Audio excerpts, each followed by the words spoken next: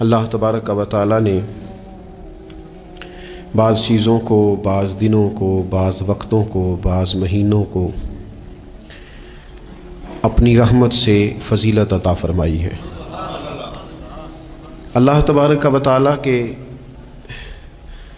ان مخصوص دنوں کو فضیلت عطا کرنے میں ہم گناہگاروں کا بہت ہی زیادہ فائدہ ہے۔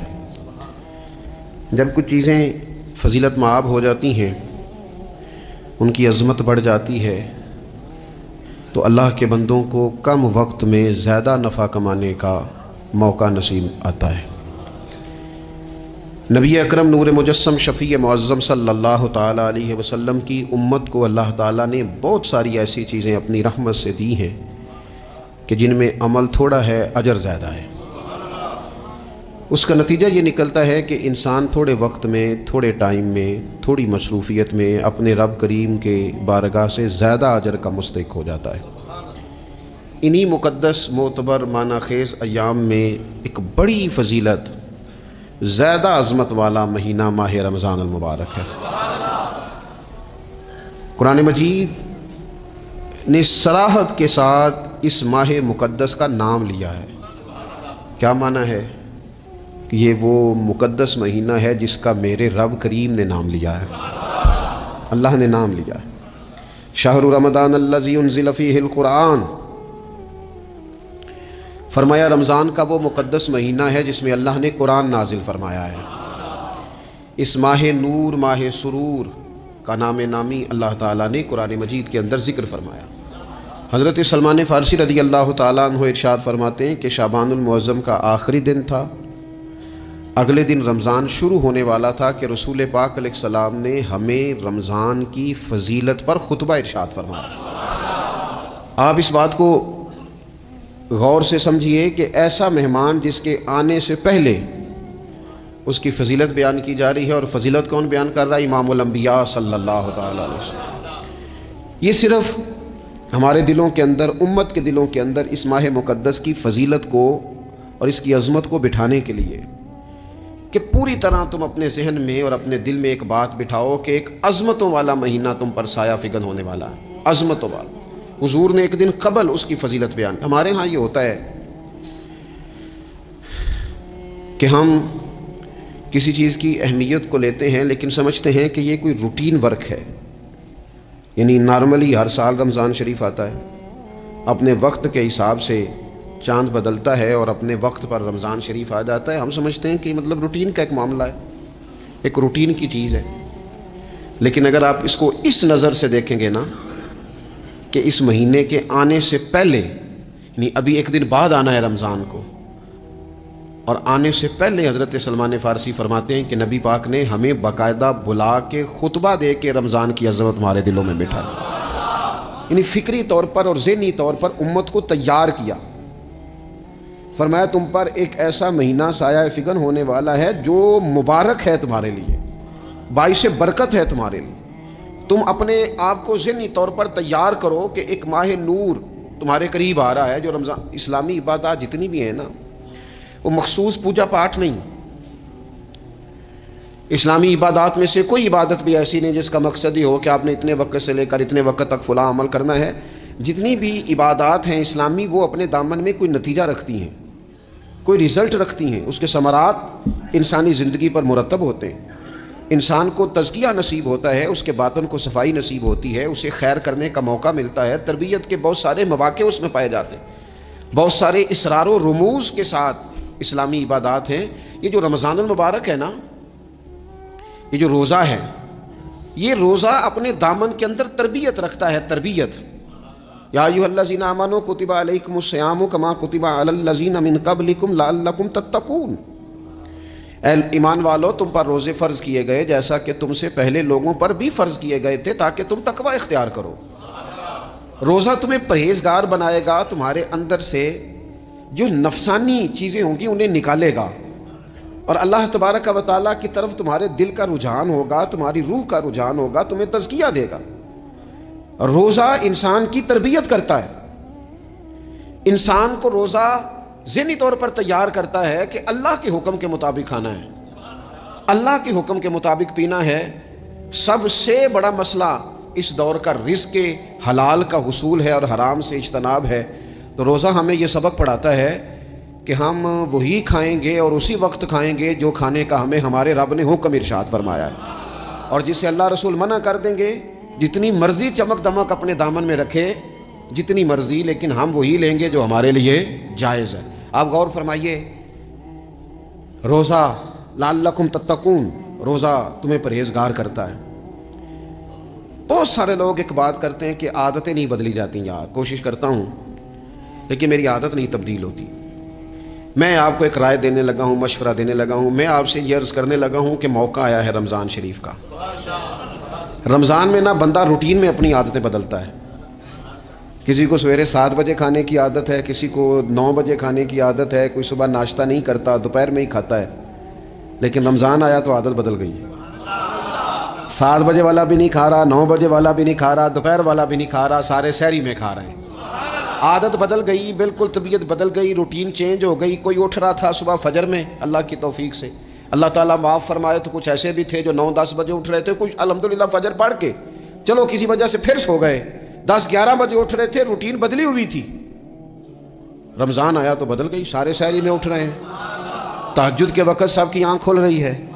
بالکل روٹین بدل گئی، حالات بدل گئے، معاملات تبدیل ہو گئے، اوقات تبدیل ہو گئے، دفاتر کے ٹائم تبدیل ہوئے، اسکولوں کے نظام تبدیل ہوئے، مدارس کے اوقات تبدیل ہوئے، ہر چیز کے اندر تبدیلی آئی. معنی کیا ہے کہ اللہ نے تمہیں موقع دیا ہے کہ عادتیں بدلی جا سکتی ہیں، اپنے آپ کو تبدیل کیا جا سکتا ہے، لائف سٹائل کو چینج کیا جا سکتا ہے. یہ موقع آیا ہے. ایک مہینہ ہے پورا، 2-3 دن 4 دن آپ کی روٹین بگڑ جائے نا سونے کی، یعنی روٹین سے ہٹ کے آپ سونا جاگنا شروع کر دیں تو پھر وہی روٹین بن جاتی ہے. پھر اسی ترتیب سے انسان سارے کام کرتا ہے. تو رمضان میں روٹین چینج ہوگی، سارے تہجد میں اور سحری میں اٹھیں گے تو اللہ کرے نا یہ روٹین قائم رہے. رمضان میں تو اٹھتے تھے سحری کرنے کے لیے، تو اللہ کرے روٹین بن جائے اور سارا سال اٹھیں تہجد کی نماز ادا کرنے کے لیے. اللہ کرے روٹین بن جائے، چیزیں تبدیل ہو جائیں. وہ لوگ جن کو ڈاکٹر کہہ رہے تھے کہ دوائی بھی کھانی ہے اور پرہیز بھی کرنا ہے، تو وہ کہہ رہے تھے جی دوائی کھانا تو آسان ہے، پرہیز کرنا مشکل ہے. تو بدلنے لگی ہے نا روٹین، آ گیا نا رمضان، پرہیز کا ٹائم شروع ہو گیا. لہذا بہترین فائدہ یہ ہوگا کہ رمضان میں پرہیز ہوگی. ڈائٹ پلان بالکل بنایا جا سکتا ہے، اس میں چیزوں کو بالکل مرتب کیا جا سکتا ہے. تو رمضان شریف کے آنے سے پہلے ذہنی طور پر اپنی عادات کی تبدیلی کا پروگرام بنائیں. عادتیں بدل جایا کرتی ہیں. رسول کریم دنیا میں آئے وَيُزَكِّيكُمْ، حضور تزکیہ کرنے تو آئے ہیں، عادتیں بدلنے تو تشریف لائے ہیں. نبی پاک نے صفائی ستھرائی کر دی، ساری ناپاک چیزوں کو نکال دیا. تو روٹین دیکھیں کہ رمضان میں تقوی کے حصول کے لیے اپنی عادات کو تبدیل کرنا ہے، اور اس کے لیے ذہنی طور پر اپنے آپ کو تیار کریں. وہ جو کہتے ہیں بچے سویرے نہیں اٹھتے، وہ روٹین بنا لیں. یہ موقع آیا ہے، ابھی سے ارادہ کر لیں کہ جناب ہم نے اس ترتیب سے اپنے گھر کو، ماحول کو، بچوں کو اس ترتیب سے ہم نے مرتب کرنا ہے چیزوں کو. یہ آپ ارادہ کریں، اللہ تعالیٰ مدد فرمائے گا. رمضان المبارک کی جو خاص فضیلت ہے، اس خاص فضیلت کو رمضان آنے سے پہلے ذہن میں بٹھا لیں، اور رمضان المبارک پورے کا پورا اس ذوق سے گزاریں کہ ذہن میں بات موجود ہو، ذہن میں کہ دراصل رمضان کیا ہے. اللہ کے پیارے رسول صلی اللہ تعالیٰ علیہ وسلم نے فرمایا، اے لوگو تم پر ایک عظیم المرتبت مہینہ سایہ فکن ہو رہا ہے. حضور فرماتے ہیں شہر مبارک، فرمایا یہ بڑا برکت والا مہینہ ہے، یہ برکتیں لے کے آیا ہے، یہ رحمتیں لے کے آیا ہے، یہ اپنے ساتھ عنایات لے کے آیا. اور نبی اکرم صلی اللہ تعالیٰ علیہ وآلہ وسلم نے فرمایا جو بندہ بھی قرب الہی کی نیت سے رمضان میں نیکی کا طلبگار ہوگا، فرمایا وہ اگر نفل نیکی کرے گا نا تو اللہ تعالیٰ اسے فرض کے برابر ثواب عطا فرمائے. اور حضور علیہ الصلوۃ والسلام فرماتے ہیں جو اس مہینے میں ایک فرض ادا کرے گا اللہ 70 فرضوں کے برابر اجر عطا کرے گا. اپنے ذہن میں ایک بات بٹھائی جائے، ذہن میں یہ بات بٹھائی جائے کہ یہ نا برکت والا مہینہ ہے، اس میں میرا ثواب بڑا ضربوں کے ساتھ آگے بڑھے گا. ایک ذہن بنایا جائے اور پھر ثواب اکٹھا کرنا شروع کر دیا جائے. پھر وہ ترتیب بنا لی جائے، کاروباری نہیں، روحانی ترتیب، کاروباری نہیں، یعنی نئے سے نئے سٹال نہ تیار کیے جائیں. مہنگائی کیسے کرنی ہے، اور کس طرح کر کے کن چیزوں کی آج کل مانگ ہوگی، کس ترتیب سے سودا پہلے ہی خریدنا ہے، مہنگا کیسے کرنا ہے، اللہ معاف کرے مصنوعی قلت کیسے پیدا کرنی ہے، کمائی کیسے کرنی ہے۔ رمضان کے اندر جناب لوگ ساری ترتیب لگا کے ساری، میرے ایک دوست ہیں میڈیکل کے شعبے سے وابستہ ہیں، تو مجھے کہنے لگے کہ ڈاکٹر بھی اپنی روٹین بدلتے ہیں اور معدے والی ساری دوائیاں بھی اکٹھی کر لیتے ہیں کیونکہ رمضان آنے والا ہے، یہ زیادہ لوگ استعمال کریں گے۔ وہ ماحول نہ پیدا کریں کہ ہر چیز دنیا داری ہو جائے، ہر چیز دنیا داری نہیں، ہر چیز کو ایک نیا روپ دے دیا جائے اور نیا سے نیا مال کمانے کا سلیقہ بنایا جائے۔ میں اکثر کہا کرتا ہوں کہ رمضان تو اس لیے تھا نا کہ اس میں کم کھانا ہے، تھوڑا کھانا ہے، لیکن اگر بندہ کہے کہ میں نے صبح کا چونکہ کھایا نہیں لہذا اب شام کو اتنا کھانا ہے کہ ہفتے سے پہلے ڈاکٹر کے پاس بھی جانا ہے، میں نے وہ سارا پوری کر دیا روٹین، تو پھر وہ مقصد کو نہیں نہ سمجھا، پھر اس نے اس خوبصورتی کو نہیں پایا جو خوبصورتی اس کو دین دینا چاہتا تھا۔ ایک تو رمضان کی فضیلت کو سمجھنا، اور پھر جب ہم روزہ دار ہیں، ہم نے روزہ رکھا ہوا ہے، تو نبی پاک علیہ السلام نے خود اس مفہوم کو کھول کے بیان کیا، فرمایا جس بندے نے جھوٹ نہیں چھوڑا، گناہ نہیں چھوڑا، گویا غیبت نہیں چھوڑی، بدی نہیں چھوڑی، تو اللہ کے محبوب علیہ السلام فرماتے ہیں پھر اللہ تعالیٰ کو اس کے بھوکا پیاسا رہنے کی تو کوئی ضرورت نہیں، کیونکہ لعلکم تتقون، تقوی اختیار کرنا تو روزے کا مقصد تھا۔ اور اگر اس نے وہ بات کو سمجھا ہی نہیں، استاد کے لیے صرف استاد ہو جانا ہی ضروری نہیں، اس کو پھر اپنے منصب کا لحاظ کرنا بھی ضروری ہے کہ میں استاد ہوں۔ والد کا صرف والد ہو جانا ہی کمال نہیں، اس کو پھر اس منصب کے تقاضوں کو بھی سمجھنا چاہیے کہ اب میں ایک باپ ہوں، اب میں روٹین میں وہ آزاد نہیں ہوں کہ جہاں میرا جی چاہے گا جاؤں گا، جہاں میری طبیعت چاہے گی میں کھاؤں گا، جہاں میرا دل کرے گا میں وہ کام کروں گا۔ اب آپ سرپرست ہیں، سربراہ ہیں۔ انسان دیکھیں نا، ایک شخص ہے وہ عالم ہے، اب علم پڑھ لینا صرف کمال نہیں، وہ اپنے منصب کو بھی تو سمجھے نا، اس منصب کے وقار کو، اس کے لحاظ کو بھی تو سمجھے نا۔ ایک آدمی اگر عمر رسیدہ ہے، بڑا ہے، بزرگ ہے، اور وہ چاہتا ہے کہ میری بزرگی کی وجہ سے میرا اکرام کیا جائے، تو اسے اپنے منصب کا بھی لحاظ کرنا پڑے گا۔ اس کو حضرت سعدی فرمایا کرتے تھے میں نے 18 سال کے بزرگ دیکھے اور میں نے 75 سال کے بچے دیکھے۔ حضور کیا مطلب؟ فرمانے لگے عمر ہو گئی لیکن اپنے منصب کا خیال نہ کیا، عادات بچوں والی رہی۔ اور فرماتے میں نے ایسے لوگ دیکھے جن کو شروع وقت میں ہی اللہ والوں کی صحبت نصیب آئی، تو وہ جو بزرگی ہے وہ پھر عمر کی وجہ سے نہیں ملی، وہ اللہ نے علم اور عمل کی وجہ سے عطا فرما دی۔ تو اپنے منصب کا لحاظ کرنا کہ میرا یہ منصب ہے۔ اسی طرح جب ہم نے روزہ رکھا ہوا ہوگا نا، تو پھر ہم نے اس منصب کا بھی لحاظ کرنا ہے کہ میں روزے دار ہوں، پھر خالی بھوکے پیاسا نہیں رہنا۔ رسول پاک صلی اللہ تعالیٰ علیہ وآلہ وسلم نے پتہ ہے روزے دار کی فضیلت کیا بیان فرمائی؟ اللہ کے محبوب صلی اللہ تعالیٰ علیہ وسلم فرماتے ہیں کہ رب فرماتا ہے ابن آدم کا ہر عمل اس کے لیے ہے، روزہ میرے لیے، اور فرمایا میں خود جزا دوں گا روزے کی، میں خود جزا دوں گا روزے کی۔ اور حضور فرماتے ہیں روزہ ڈھال ہے، جو شخص روزہ دار ہو وہ بےہودگی سے، فحش گوئی سے اجتناب کرے۔ اور اللہ کے محبوب صلی اللہ تعالیٰ علیہ وسلم فرماتے ہیں اگر کوئی شخص اسے گالی دے، اگر کوئی شخص اس سے جھگڑا کرنا چاہے تو پتہ کیا جواب دے؟ اسے کہے بھئی میں روزے دار ہوں، میرے منصب کا تقاضا نہیں کہ میں تیرے ساتھ الجھوں۔ اور رسول پاک صلی اللہ علیہ وسلم فرمانے لگے اوہو اتنی بڑی بات۔ حضور فرمانے لگے، یہ صحیح مسلم کے لفظ ہیں، کریم محبوب فرمانے لگے مجھے اس رب کی عزت کی قسم جس کے قبضے میں محمد عربی صلی اللہ علیہ وسلم کی جان ہے، حضور فرماتے ہیں روزہ دار کے منہ کی خوشبو اللہ تعالیٰ کے نزدیک قیامت کے دن مشک کی خوشبو سے بھی زیادہ وقت والی ہوگی۔ اس کے منہ سے جو خوشبو آتی ہے قیامت میں مشک پیچھے رہ جائے گا، اور رب کی بارگاہ میں صرف روزہ دار کے منہ سے، اگر تیرے منہ کی خوشبو رب کو اتنی پسند ہے تو تجھے بھی تو اپنے منصب کا خیال ہونا چاہیے کہ میں نے روزہ رکھا ہوا ہے، میں روزہ دار ہوں۔ اور میرے نبی پاک علیہ السلام کے یہ دو لفظ ہیں نا، وہ صوفیاء ہیں نا، اللہ کے نیک بندے جو ساری زندگی تڑپتے رہے کہ کبھی اے حقیقت منتظر نظر آنا لباس مجاز میں، کبھی مالک ایک دفعہ کبھی تیرا جلوہ ملے، کبھی اے حقیقت منتظر نظر آنا لباس مجاز میں۔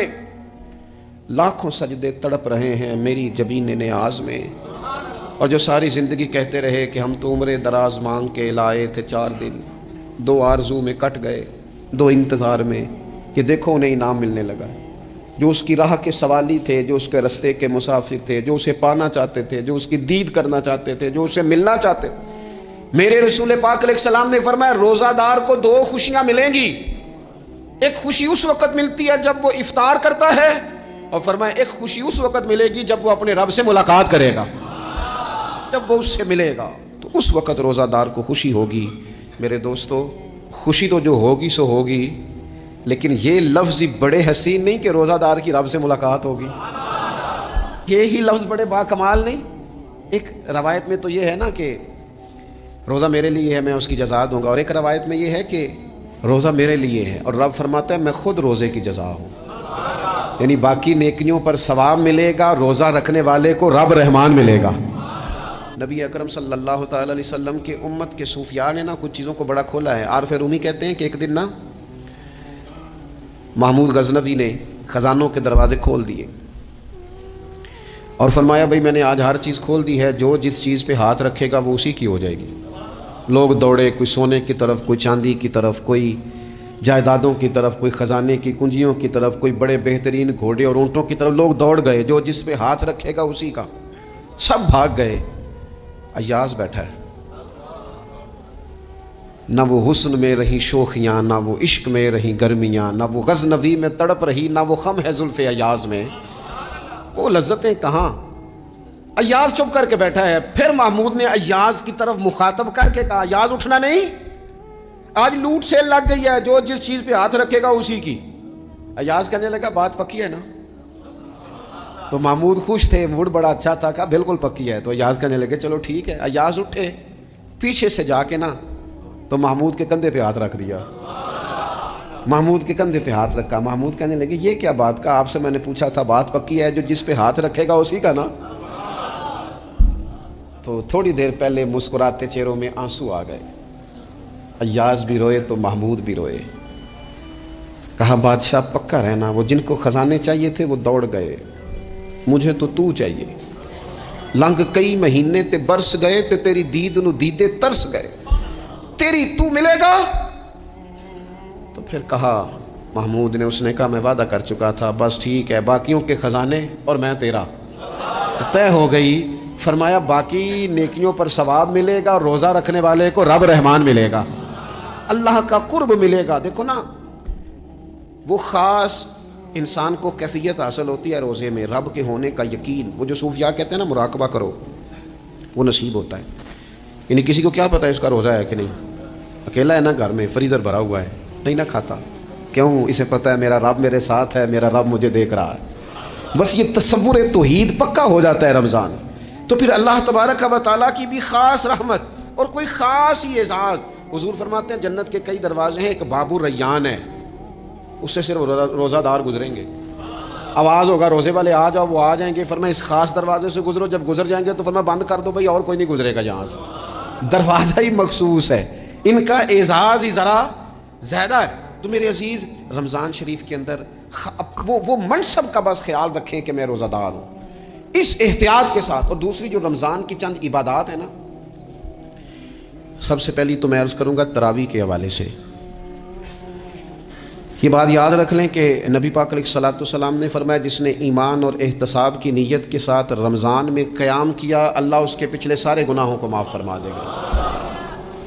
اور ایک مقام پر نبی پاک صلی اللہ تعالیٰ علیہ وسلم نے بیان کیا، یہ مشکات میں موجود ہے، حضور فرماتے ہیں رمضان اور قرآن دونوں قیامت کے دن بندے کی شفاعت کریں گے۔ رمضان کہے گا یا اللہ میں نے اسے دن بھر کھانا کھانے سے باز رکھا، اور تیری بارگاہ کے حکم کے مطابق اس نے اپنے آپ کو ان چیزوں سے بچا کے رکھا۔ اور قرآن کہے گا مالک رات میں نے اسے نیند سے روکے رکھا۔ کیا مطلب؟ اس نے کھڑے ہو کے عبادت کی، اگرچہ اس سے مراد شارحین حدیث نے تراویح بھی لیا ہے، تہجد کی نماز بھی لیا ہے، صلاۃ اللیل بھی لی ہے، لیکن میرے عزیز یہ خاص ربط ہے قرآن مجید کے ساتھ تراویح کا۔ مسنون ہے رمضان کی راتوں میں قرآن مجید اور تراویح کا پڑھنا۔ اگر تھوڑی سی نا طبیعت میں صرف تبدیلی پیدا کی جائے، میں نے دیکھا ہے کہ جو لوگ کہتے ہیں نا میرا وقت بڑا قیمتی ہے، بڑی ساری جگہوں پہ آپ کو بیٹھنا پڑتا ہے، بیٹھیں آپ 2 گھنٹے بیٹھیں 3 گھنٹے بیٹھیں. میں نے دیکھا ہے لوگ جاتے ہیں کسی دفتر میں تو رات کو ہی چلے جاتے ہیں اس علاقے میں، کھڑے ہیں پاسپورٹ کے دفتر کھڑے ہیں، شناختی کارڈ کے دفتر کھڑے ہیں، امیگریشن کی لائنوں میں کھڑے ہیں. کچھ ذہن تو بنائیں کہ میں نے رات کھڑے رہنا ہے اور اپنے رب کی عبادت کرنی ہے. تراویح کو ذرا ذوق سے آپ اگر تھوڑا ارادہ کر لیں گے نا، یعنی کوئی ایسا مشکل کام نہیں. میری تو رائے یہ ہے کہ پہلے 3-4 دن ذرا جم کے ذہن بنائیں اور تھوڑا سا نا روٹین کو بدلنے کی کوشش نہ کریں. جس امام صاحب کے پیچھے تراویح شروع کریں کوشش کریں ساری وہیں پڑھیں. روٹین بدلنے سے بھی سستی آتی ہے. ایک دن یہاں گئے 2 دن وہاں گئے، تو یہ روٹین بدلنے سے بھی بعض اوقات سستی آتی ہے.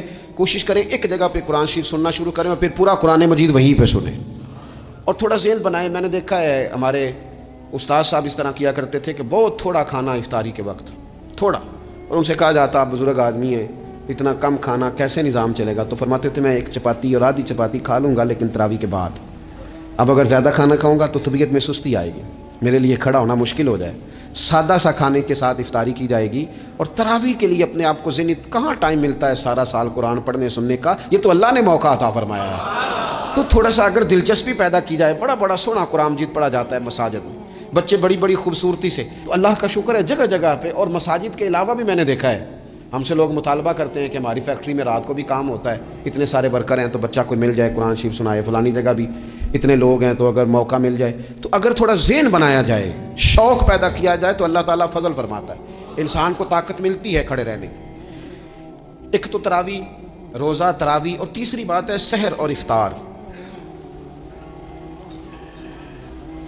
یہ جو سحری اور افطار، یہودی جو تھے نا وہ سحری نہیں کرتے تھے، سحری کا نام و نشان نہیں تھا. روزہ رکھتے سحری نہیں کرتے. تو نبی پاک صلی اللہ تعالیٰ علیہ وسلم نے فرمایا ہمارے اور یہودیوں کے درمیان فرق ہی سحری کا ہے. اور نبی پاک صلی اللہ تعالیٰ علیہ وآلہ وسلم نے فرمایا سحری کھایا کرو، سحری کھانے میں برکت ہے. اور اگلی بات سننی آپ نے تو خوش ہو جانا ہے، سحری کو معمولی نہ سمجھے، سحری کرنا عبادت ہے. ہاں آپ مت سمجھیں کہ میں روٹی کھا رہا ہوں، یہ تو میرے سامنے دہی رکھا ہوا ہے، یہ تو سالن رکھا ہوا ہے، یہ تو اچار رکھا ہے، تو چپاتیاں رکھی ہیں. سحری کھانا عبادت ہے. آپ صبح اٹھے، آپ کی تو روٹین ہی اور تھی، تو 7 بجے کھاتے تھے، 9 بجے کھاتے تھے. یہ جو آپ صبح کھا رہے ہیں اٹھ کے سحری میں، اپنی مرضی سے تھوڑی کھا رہے ہیں، یہ تو کسی کے کہنے سے کھا رہے ہیں، یہ تو کسی کے بٹھائے بیٹھے ہیں. یہ جو سحری کا لنگر ہے یہ رب رسول کی رحمت کے ساتھ عطا ہوتا ہے، یہ کرم ہے، یہ اللہ رسول کے بٹھائے بیٹھے. کیا میرے رسول پاک صلی اللہ تعالیٰ علیہ وآلہ وسلم نے بات کھول لی. ترغیب و ترہیب میں حدیث ہے، اللہ کرے یہ کبھی چسکا لگ جائے، یہ والا مزہ آ جائے تو پھر تو گھر میں دسترخوان نہیں بچھا ہوا ہوگا، پھر تو رنگ ہی کوئی اور ہوگا. حضور فرماتے ہیں اللہ تعالیٰ اور اس کے فرشتے سحری کھانے والوں پر رحمتوں کا نزول فرماتے ہیں. کھائی روٹی جا رہی ہے، پکا ہوا کھانا ہے، لیکن حضور فرماتے ہیں رب بھی رحمتیں فرما رہا ہے اور اللہ کے حکم سے فرشتے بھی رحمتوں کا نزول کر رہے ہیں سحری کھانے والوں پر. تو خوب توجہ سے، ذوق سے، شوق سے. اور پھر جو افطار کا معاملہ ہے، حضور فرماتے ہیں جب روزہ کھولنے والا روزہ کھولتا ہے تو جو دعا مانگتا ہے رب قبول فرما لیتا ہے. یعنی افطار کا وقت ایسا ٹائم ہے جو دعاؤں کی قبولیت کا وقت ہے. افطار کرنا بھی ہے، کرانا بھی ہے. مہنگائی ذرا عروج پہ چلی گئی ہے، میں بار بار کہتا ہوں. مجھ سے نا لوگ دعا کے لیے مجھے کہتے کہتے اپنے کئی دکھ بتا دیتے ہیں. تھوڑا سا نا افطاریاں مہربانی فرمائیے گا، سیاسی نہ کیجیے گا. وہ جن سے مال لیتے ہیں، وہ جن کو مال دیتے ہیں، وہ جن سے ووٹ لینے ہیں، وہ جنہوں نے ووٹ لینے ہیں، اس بنیاد پر سحر افطار کے بندوبست نہ کریں رضائے الہی کے لیے. میرے محبوب فرماتے ہیں جس نے رب کی رضا کے لیے کسی کو افطار کرایا، جتنا ثواب اللہ روزہ رکھنے والے کو دے گا اتنا افطار کرانے والے کو بھی عطا کرے. اور ایک حدیث تو آپ پڑھیں گے تو جھوم جائیں گے، سنیں گے تو خوش ہو جائیں گے. المعجم الکبیر میں موجود ہے. نبی پاک علیہ السلام فرماتے ہیں جس نے حلال کھانے اور حلال پانی سے کسی کا روزہ افطار کرایا نا، ذرا دیکھنا غریبوں کے گھروں کو جھانکنا، ذرا اپنے عزیزوں میں ایک نظر دوڑا لینا، ذرا رمضان کی نیت کر کے رمضان سے پہلے ہی غرباء تک راشن پہنچا دینا، ان کی فکر دور ہو جائے. وہ پہلی شام ہی اپنے بچوں کے ساتھ آسودہ حال ہو کے بیٹھیں. دیکھ لینا یہ نہ ہو کہ ایک بھائی کھول کے کھا رہا ہو اور دوسرے کے بچے منتظر ہوں کہ آج سحر افطار میں کیا کرنا ہے. اپنے گلی محلے میں دیکھ لینا. ہم اس رسول کے ماننے والے ہیں جنہوں نے فرمایا میں اسے مومن ہی نہیں جانتا جو پیٹ بھر کے کھائے اور اس کا ہمسایہ بھوکا رہ جائے. تھوڑا سا اپنے ارد گرد نظر ڈال لینا. المعجم الکبیر میں حدیث موجود ہے. اللہ کے پیارے رسول صلی اللہ تعالیٰ علیہ وسلم نے فرمایا جس نے حلال پانی سے حلال روٹی سے کسی کا روزہ افطار کرایا تو فرمایا فرشتے اس بندے کے لیے رمضان کے دنوں میں رمضان کی گھڑیوں میں دعا کرتے ہیں اور جناب جبریل امین اس کے لیے شب قدر کی رات دعا کرتے ہیں.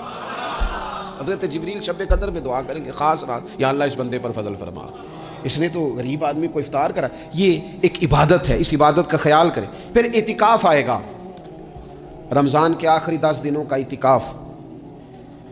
اسلام میں رہبانیت نہیں ہے, لیکن کبھی کبھی سب سے کٹ کے اپنے رب کے ساتھ جڑ جانا. کچھ رات کی عبادتیں, کچھ تنہائی کے اذکار, کچھ درود و سلام کا ذوق, یہ ان ساری خوبصورتیوں میں سے ایک خوبصورتی اعتکاف بھی ہے. اللہ کے پیارے رسول علیہ الصلوۃ والسلام ہمیشہ اعتکاف کرتے, اور حضرت عطا بن رباح رضی اللہ تعالیٰ عنہ کیسی خوبصورت بات ارشاد فرماتے ہیں معتکف تو اس آدمی کی طرح ہے جیسے کسی بندے کو کسی کے ساتھ کوئی کام پڑ جائے نا تو وہ جا کے اس کے دروازے پر بیٹھ جاتا ہے کہ جب تک میرا کام ہوگا نہیں میں جاؤں گا نہیں.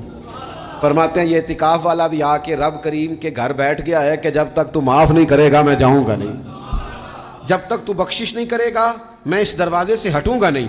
حضرت ابن عباس رضی اللہ تعالیٰ عنہ نبی پاک علیہ السلام کے روضہ انور کی طرف اشارہ کر کے کہا کرتے تھے زیادہ دیر نہیں ہوئی, اشارہ کر کے کہتے تھے زیادہ دیر نہیں ہوئی, اس روضہ مبارک میں آرام فرما. رسول رحمت علیہ السلام سے میں نے اپنے کانوں سے سنا ہے, اور جب یہ بات ارشاد فرماتے تھے تو روتے بھی تھے. فرماتے ہیں میں نے خود نبی پاک علیہ السلام سے سنا ہے کہ جو شخص اللہ تعالیٰ کی رضا کے لیے ایک دن کا بھی اعتکاف کرے گا نا, اللہ تبارک و تعالیٰ اس کے اور جہنم کے درمیان 3 خندقوں کی آڑ بنا دے گا, اور فرمایا ان کی مسافت زمین و آسمان سے بھی زیادہ ہوگی. یہ 3 خندقیں اتنی بڑی جن کی چوڑائی زمین آسمان سے بھی زیادہ ہوگی. ایک دن اعتکاف کر لے تو اللہ اس بندے کو دوزخ سے اتنا دور فرما دے گا. تو بہت سارے لوگ ہیں جن کو بڑا ٹائم ملتا ہے چھٹیاں گزارنے کے لیے, کبھی کسی سیاحتی مقام پر کبھی کسی سیاحتی مقام پر, خرچہ بھی مل جاتا ہے, کام بھی ہو جاتا ہے, سارے سلسلے بن جاتے ہیں, بڑی بڑی جگہوں پہ لوگ جا کے ٹائم گزارتے ہیں. تو ایسا نہ ہو کہ 10 دن اللہ کے گھر میں بھی گزارے جائیں. علماء نے لکھا ہے کہ کوشش تو کریں ہر سال اعتکاف ہو, نہ ہو سکے تو چلو چند سالوں کے بعد ہو جائے. اور فرماتے ہیں کہ زندگی میں ایک دفعہ تو اس سنت کو ضرور ادا کرنا چاہیے. کوئی بندہ ایسا نہ ہو جو محروم رہ جائے, زندگی میں ایک بار صحیح پر اعتکاف کے ساتھ اپنے آپ کو وابستہ ضرور کرے. رمضان المبارک کے اندر آخری اشرا شب قدر کی تلاش کا اشرا ہے. اللہ کے پیارے رسول صلی اللہ تعالیٰ علیہ وسلم ان 10 دنوں میں خود بھی عبادت کرتے تھے اور گھر والوں کو بھی جگایا کرتے تھے, اور اپنے اہل خانہ کو تاکید فرماتے تھے کہ اٹھو اٹھو آگے بڑھو, یہ آرام کرنے کے دن نہیں ہیں. ہمارے ہاں یہ ہوتا ہے کہ وہ جو آخری 10 دن زیادہ عبادت کے تھے, شب قدر کی تلاش کے تھے, وہ آخری 10 دن سارے بازار میں گزر جاتے ہیں. کپڑے سلوائے جا رہے ہیں, کپڑے خریدے جا رہے ہیں, جوتے خریدے جا رہے ہیں, واپس کیے جا رہے ہیں, دوبارہ لیے جا رہے ہیں, سفر ہو رہا ہے, آنا جانا ہو رہا ہے, عیدیاں بانٹ رہی ہیں. تو یہ سارے کام جو آخری عشرے میں کرنے ہیں, جو زیادہ عبادت کے دن تھے, وہ سارے کام تو رمضان سے بھی پہلے کر لینے چاہیے. کپڑے رمضان سے پہلے خریدے جائیں, پہلے سلوا لیے جائیں, جوتے پہلے لے لیے جائیں, ضرورت کے کام پہلے کر لیے جائیں. جہاں آپ کو جو بانٹنا ہے وہ رمضان سے پہلے کریں. وہ مفت کی اپنے دل کو مطمئن کرنا کہ اب میرے پاس یہ بڑے میں خیر کا کام کرنے نکلا ہوا ہوں, میں عیدی بانٹنے جا رہا ہوں, یہ پہلے بانٹنے تھے. یہ عجیب بات ہے کہ جو زیادہ وقت مسجد میں گزارنے کا ٹائم تھا وہ سارا ہم نے ضائع کر دیا. وہ ادھر ادھر بازاروں کی نظر ہو گیا, میل ملاپ کی نظر ہو گیا. تو اگر چیزوں کو مرتب کیا جائے, میں تو دوستوں سے کہا کرتا ہوں زکوٰۃ کا حساب, صدقات کا حساب, صدقات فطر کا حساب, جتنے بھی روٹین کے کام ہیں اس کو کوشش کریں رمضان شریف سے پہلے آپ ترتیب دیں. آپ ان چیزوں کو پہلے سے مرتب کریں تاکہ وہ بہترین ہو جائیں. ہم تو اس دین کے ماننے والے ہیں جہاں نیت کرو تو اجر شروع ہو جاتا ہے. آپ رمضان کی نیت سے جو آج خرچ کریں گے اس کو اللہ تعالیٰ رمضان کے ثواب کے برابر ہی اجر عطا فرمائے گا. لیکن وہ ہم نا کچھ لوگ بڑا ایک صاحب مجھ سے کہنے لگے جی میں نے سنا ہے صدقہ فطر آخری عشرے میں ہی دینا چاہیے. میں نے کہا آپ کا پروگرام تب دینے کا, اس لیے آپ نے یہ گاڑا کر کے سن لیا, ذرا اس کو آپ نے زیادہ غور سے سن لیا ہے. آپ جب ضرورت محسوس کریں, جب آپ سمجھیں کہ کسی کو ضرورت ہے, ضرورت کے وقت کوئی چیز کام نہ آئی تو پھر کب جا کے کام آئی. تو میری آپ سے یہ اپیل رہے گی کہ پہلے سے چیزوں کو مرتب کریں, معاملات کو پہلے سے طے کریں. وہ لوگ بڑے اچھے ہوتے ہیں جو وقت پر منصوبہ بندی کرتے ہیں, جو چیزوں کو ٹائم پہ مرتب کرتے ہیں. وہ ٹائم جو ہمارا بالکل اللہ کی بارگاہ میں حاضری کا ہے, عبادات کا ہے, اگر وہ سارا گاڑیوں کی نظر ہو جائے گا, اسفار کی نظر ہو جائے گا, تو ہم نے حاصل کیا کیا. ایک بات آخر میں, بڑے درد کے ساتھ آپ کی خدمت میں عرض کرنی ہے، ہر سال کہتا ہوں، اس سال بھی کہوں گا، ذاتی اخراجات کو کچھ کم کیا جائے۔ ذاتی اخراجات نہ کچھ لوگوں کے بہت زیادہ ہیں، ان کے اپنے لباس کے، کپڑوں کے، اور وہ اخراج میں نے پچھلے جمعے بھی کہا تھا، اسلام ذبائش کی اجازت دیتا ہے، نمائش کی اجازت نہیں دیتا۔ نمائش والے کام اگر تھوڑے چھوڑ دیے جائیں کچھ بھی نہیں ہوتا۔ میں تو شاید اگر میں سینکڑوں کہہ دوں تو غلط نہیں ہوگا، لیکن بیسیوں تو لوگ ایسے ضرور ہوں گے کہ جو عید ساری سو کے گزارتے ہیں، سارا دن سوئے رہتے ہیں، پتہ نہیں وہ اتنے مہنگے مہنگے کپڑے کس لیے خریدتے ہیں، عید کی نماز پڑھی سو گئے، اور بھئی آپ کا فون بند تھا جی میں سو رہا تھا جی، تو بھئی وہ جو آپ نے 1.5 مہینہ درزی کے پاس آنا جانا لگایا وہ کس مقصد کا؟ رات کوئی پہننا تو کوئی پرانا جوڑا پہن لیتے۔ ایسی مصیبت کیا بنی ہوئی تھی؟ اتنے مہنگے کپڑے خریدے، اتنا مہنگا جوتا لیا اور دن سارا سو کے گزار دیا۔ ذاتی اخراجات کم کریں۔ پتہ کیا ہے، فرق بہت بڑھتا جا رہا ہے، بہت بڑھتا جا رہا ہے۔